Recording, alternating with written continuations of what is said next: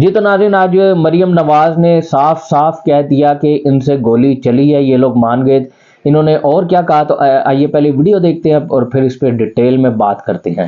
بار بار کال دی گئی کہ نکلو، گھیراؤ کرو، جلا دو، توڑ دو، مار دو۔ پنجاب نے ان کی کسی کال پہ کان نہیں دھرے۔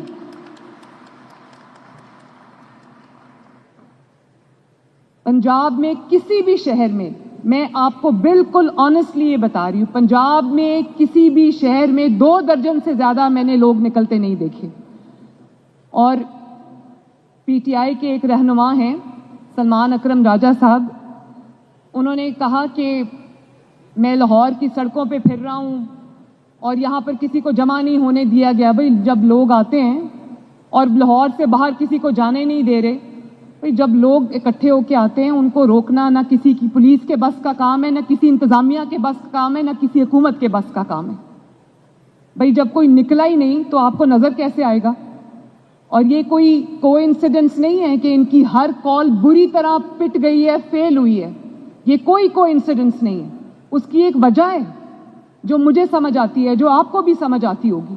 جب لوگ تنگ ہوتے ہیں، بے چین ہوتے ہیں، بے آرام ہوتے ہیں، ان کی زندگیوں میں تکلیف ہوتی ہے، پریشانی ہوتی ہے، تو لوگ نکلتے ہیں۔ میں نے خود 4 سال سڑکوں پہ، گلیوں میں، محلوں میں عوام کے ساتھ گزارے، جلسے جلوس میں گزارے، تو دنیا رات کو 4 بجے بھی امڑ کے آتی تھی، ان کو روک نہیں سکتا تھا کوئی۔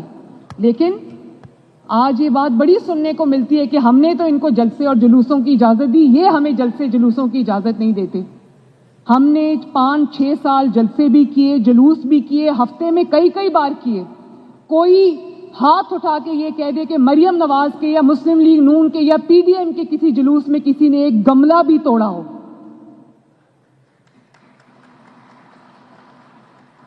جب آپ اپنے آپ کو جمہوری ملک کہتے ہیں، اب آپ کو اپنے آپ کو جمہوریت پسند کہتے ہیں، آپ اپنے آپ کو ڈیموکریٹک کہتے ہیں، تو آپ کے طریقے بھی وہی ہونے چاہیے۔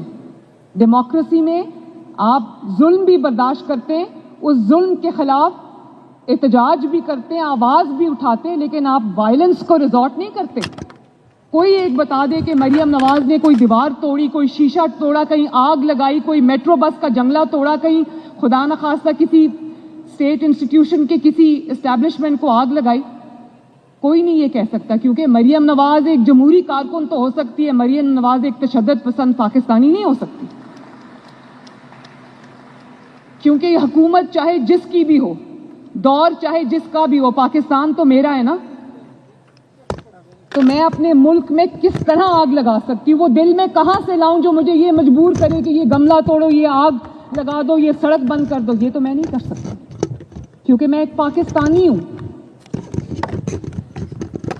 تو یہ جو ہم نے پچھلے چند ماہ میں جو مناظر دیکھے، آپ نے بہت جلوس نکالے، بہت جلسے کیے، اور جب تک آپ جلوس اور جلسے کرتے رہے، ایک پولیٹیکل ایکٹیویٹی آپ کو کسی نے نہیں روکا۔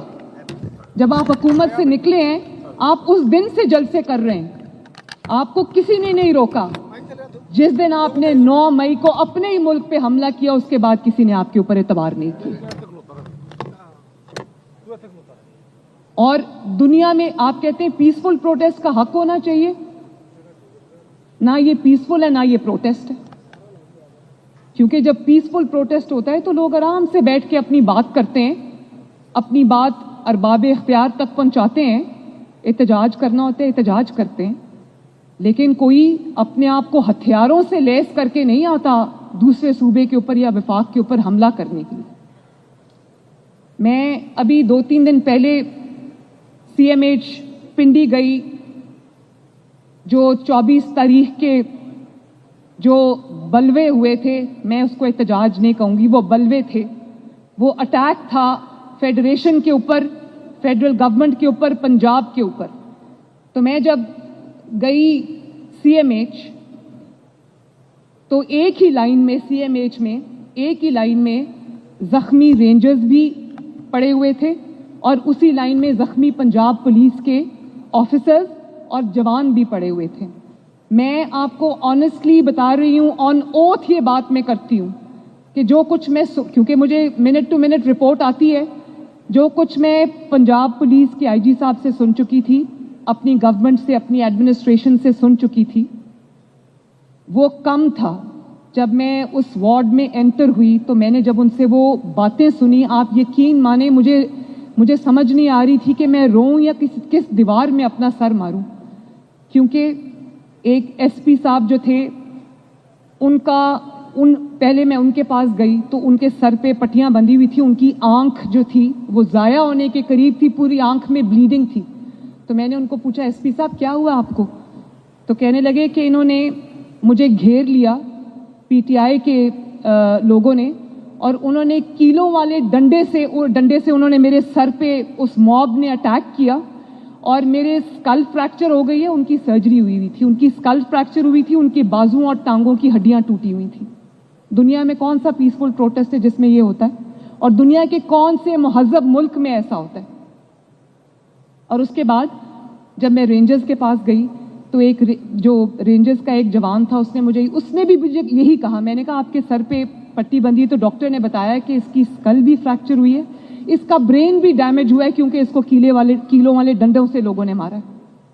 اور ایک پولیس آفیسر تھا, اس کے یہاں سے گولی لگی تھی اور پیچھے سے نکل گئی, اللہ تعالیٰ نے اس کی جان بچا لی. میں وہاں پر درجنوں پولیس آفیسرز کے پاس گئی, جوانوں کے پاس گئی جو زخمی حالت میں وہاں پر پڑے تھے, رینجرز کے لوگ جو جوان ہیں ان کے پاس گئی.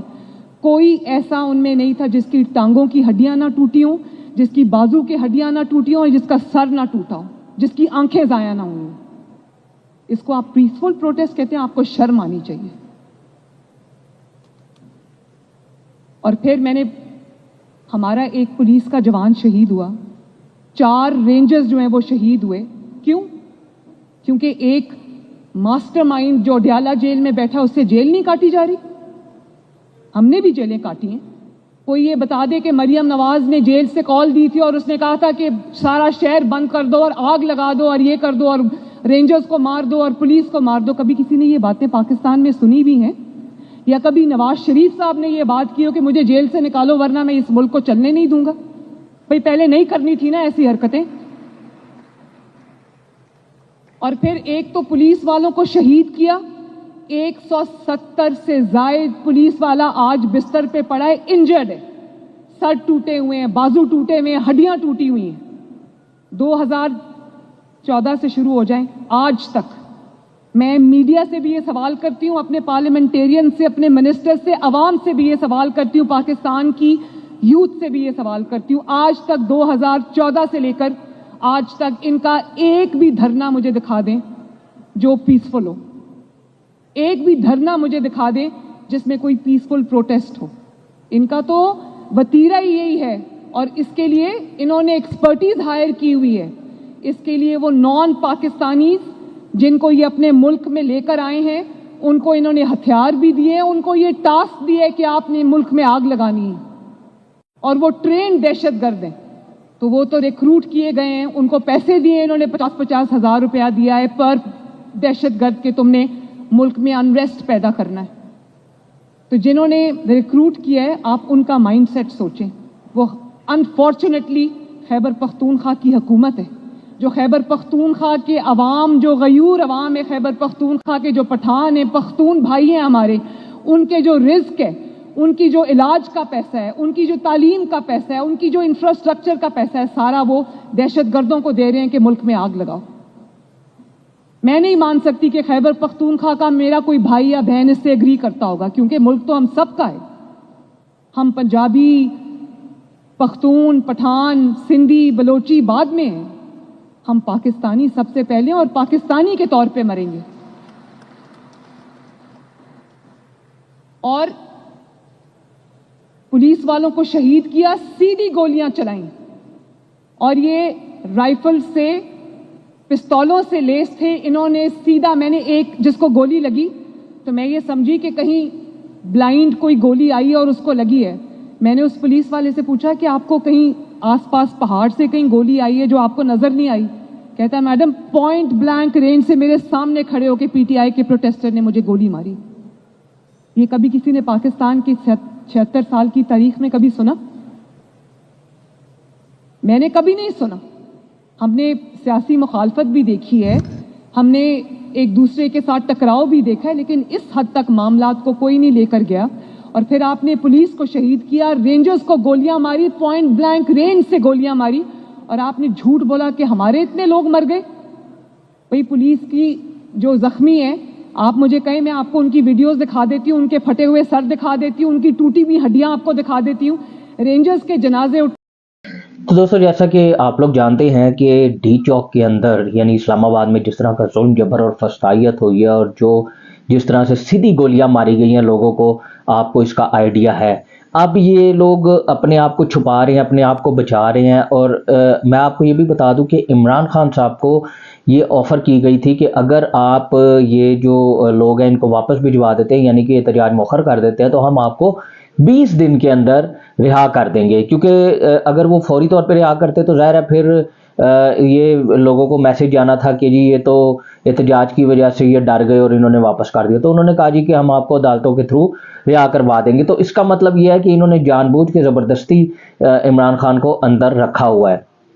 تو لیکن جس طرح کی انہوں نے یہ فسطائیت کی ہے، اب میرے حساب سے یہ لوگ اب مطلب کسی بھی صورت میں جو ہے نا یہ بچنے کے قابل نہیں ہے، نہ یہ حکومت اب رہنے کے قابل ہے. کیونکہ ابھی آپ دیکھیں کہ کشمیر والوں نے اپنا حق کس طرح سے لیا ہے، یہ آپ لوگوں کے سامنے ہی ہے. تو ویورز اگر آپ کو ویڈیو پسند آئی ہے تو لائک شیئر اینڈ سبسکرائب، اپنی رائے کا اظہار کمنٹ باکس میں ضرور کیجیے گا. ملتے ہیں نیکسٹ ویڈیو میں، تب تک کے لیے